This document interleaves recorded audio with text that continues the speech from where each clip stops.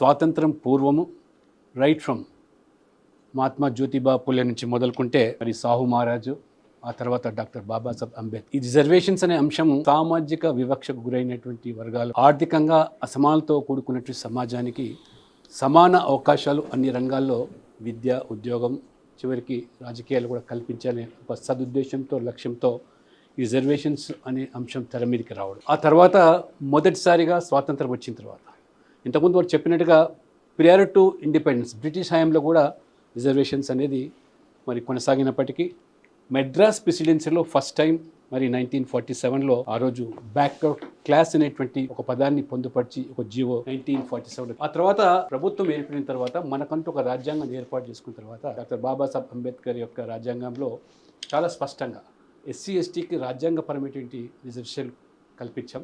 బీసీలకు సంబంధించి ఒక కమిషన్ ఏర్పాటు చేయాలని చెప్పుడు ఆనాటి ప్రధానమంత్రి నెహ్రూ గారు దాన్ని వెనుక నెట్టేశారు. బట్ 1951లో డాక్టర్ బాబాసాహెబ్ అంబేద్కర్ రాజీనామా చేసినప్పుడు that is one of the issue. కాబట్టి అప్పుడు 1951లో మరి ఆ ఒత్తిడి మేరకు కలేకర్ కమిషన్ 1953లో ఏర్పాటు చేస్తే 55లో రిపోర్ట్ వచ్చింది. దాన్ని కోల్డ్ స్టోరేజ్లో పెట్టారు. పార్లమెంట్లో కూడా డిబేట్ చేయకుండా 1961లో రిజెక్ట్ చేశారు. ఎందుకు ప్రస్తావిస్తున్నంటే మీరు ఇంతకుముందు చూపించిన దాంట్లో రాహుల్ గాంధీ గారు ఈరోజు వారు 50% సీలింగ్ దాటాలి, లేదా దానికోసం ఏదైతే ఇవాళ వారు శ్రమ చేస్తూ ఉన్నారో వాళ్ళు పూర్వీకులు అనుభవించిన విషయాన్ని కూడా చరిత్రను తెలుసుకోవాలి. 17 years ప్రైమ్ మినిస్టర్ నెహ్రూ గారు ఉన్నప్పటికీ నెవర్, అంతకుముందే కాకుండా 1961లో లెటర్ రాశాడు అన్ని రాష్ట్రాల ముఖ్యమంత్రులు, they should not be any reservation in the name of caste. ఆ రకంగా ఇచ్చినట్టయితే సర్వీసెస్లో you could able to see మరి మెరిట్ దెబ్బతింటుంది. ఆ సర్వీసెస్లో మరి ఆ యొక్క ప్రతిభ లేకపోతే దేశం రెండవ శ్రేణి పౌరులను తయారు చేస్తున్నటువంటి వారు ఉత్తరాలు కూడా రాయడం జరిగింది. ఆ తర్వాత సెకండ్ కమిషన్, మండల్ కమిషన్ వచ్చింది.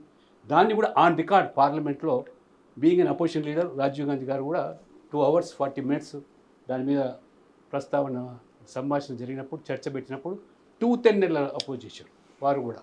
అలాగంటే ఈ దేశంలో రిజర్వేషన్స్ ఉంటూ కొనసాగాలంటే ఆర్థిక ప్రాతిపదిక కొనసాగాలి తప్పితే not in the name of caste అని కుండ బద్దలు కొట్టినట్టు చెప్పి, అంటే ఇంత కాంట్రడిక్టరీగా వితిన్ పార్టీలో వారు ఒక నిర్దిష్టమైనటువంటి ఆలోచన లేకుండా ఏ రకంగా వివరించారో. కాబట్టి ఈరోజు 50% సీలింగ్ అనేటువంటి అంశం తెర మీదకి వస్తుంది. ఈ రాష్ట్రాలు చేసేటువంటి అన్నీ కూడా సెన్సస్ కాదు. సెన్సస్ అనేది కేవలం యూనియన్ గవర్నమెంట్ మాత్రమే పూర్తి హక్కులు ఉంది. It is a census as per central census act 1948 ప్రకారంగా. మిగతా రాష్ట్రాలు చేసేది కూడా సర్వేలు that doesn't stand in the front of judicial స్క్రూటినీలో నిలబడడానికి లేదు. ఏ సర్వేలు చేసినాం, బీహార్లో చూసినాం మొదటిసారిగా ఆ రాష్ట్రం సర్వే చేస్తే కోర్టు కొట్టేసింది. కాబట్టి ఇవాళ మోదీ గారు అందుకనే వచ్చిన తర్వాత ఏ రకంగా ఎస్సీ ఎస్టీ బీసీలతో పాటు అగ్రవర్ణాలు ఉన్న పేదలు కూడా సబ్కా సాత్ సబ్కా వికాస్ అన్నప్పుడు అందులో ఉన్నటువంటి అవకాశాలు ఆర్థికంగా కోల్పోతున్న వాళ్ళు కూడా ఈడబ్ల్యూఎస్ రిజర్వేషన్ 10% ప్రవేశపెట్టి ఆ రకంగా అన్ని వర్గాలు సమదృష్టితో చూడాలనేటువంటి ఆలోచనతో వారు ముందుకు పోతారు. అందుకని ఫైనల్ ఇవాళ సొల్యూషన్ ఏంటంటే ఇవాళ సెన్సస్ ఏదైతే క్యాస్ట్ ఇంక్లూడ్ చేయడం జరుగుతుందో 1931 తర్వాత ఇండిపెండెన్స్ తర్వాత ఫస్ట్ టైం ఇవాళ ప్రభుత్వం చేస్తుంది.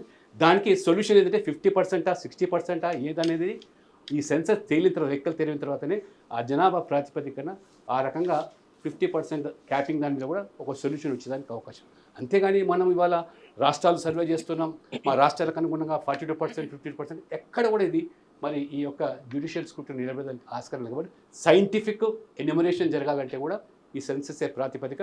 దానికి ఇవాళ తెర లేపారు. తప్పకుండా నాకు నమ్మకం ఉంది. మరి ఈ యొక్క సెన్సస్ కూడా త్వరలో పూర్తి అయిపోయిన తర్వాత ప్రజల యొక్క అభిష్టం మేరకు, ఆలోచనకు అనుగుణంగా తప్పకుండా ఆ ప్రజల డిమాండ్ మేరకు కూడా రిజర్వేషన్ పెంచే అవకాశాలు